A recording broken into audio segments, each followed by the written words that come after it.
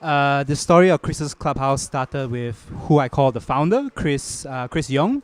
He used to live around here in Collingwood, and back when Super Street Fighter 4 was released, there was a break in the arcade scene which only had arcade Street Fighter 4 and Super Street Fighter 4, which was only on console.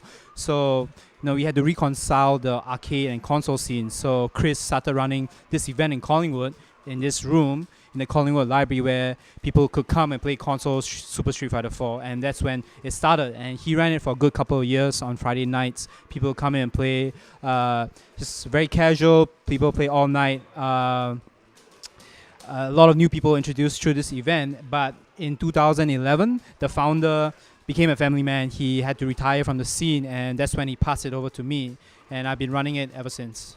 Yeah. Well, in Melbourne, we've had a bunch of different events over the history of our scene. Like, probably the earliest few things that happened were the arcade tournaments in Box Hill, like the Box Hill arcade tournaments. And then you had Couch Warriors, which had their console Rambats every month. But in terms of just like a weekly casual get-together place, CCH was probably the first of the Street Fighter 4 generation. I mean, people have been playing their houses, inviting friends over and things like that. But this was like the first of many. Then we had other meetups sprout out after that. We had the Deakin Library meetups where people go to Deakin on Saturday and play. We had Werribee meetups. We had Southeast Throwdown in the south side of Melbourne. So a lot of different meetups that sprung up over the history of Street Fighter 4. But I guess when Shadow HQ, Shadow Logic was open maybe 2 years ago, a lot of these places shut down because you wanted to centralize the scene in one location.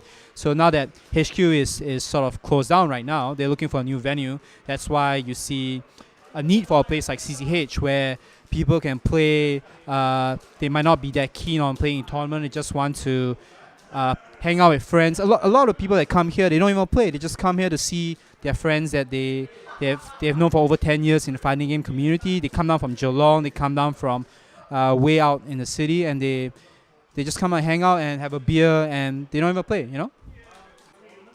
We get a good mixture of both. Like you have guys like Toxie, Somniac, Boone. They come here. They're very serious. They just want to play sets all day, and that's that. CCH is a good place to do that as well. It's a good place to play and improve. But then you have a lot of people who are new, or they're not that serious anymore. They're married. They have kids. They just come on the weekend to sort of like hang out with their old buddies and just have a game or two. And it's very casual. It's very social. I mean, to be honest, like in a fighting game tournament, only one guy gets to win, and everybody else is salty. So, I mean, what I'm trying to say is that a lot of us realized a long time ago that we. No, okay, Rory.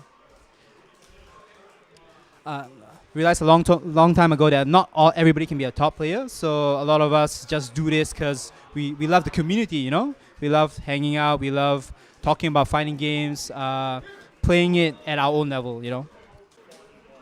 Well, right now probably the most active sort of like social media or forum thing going on is the Melbourne Fighters Facebook group. You can go on Facebook and search for the Melbourne Fighters, and that's where CCH gets posted every fortnight. Otherwise, you can go to oshadu.net, www.oshadu.net. That's where I post the main posts of CCH every fortnight. And I also post it on couchwarriors.org, and I post it on Twitter as well. I mean, there's a bunch of places you can find it, but I would probably hit up either the Melbourne Fighters group or Oshadu.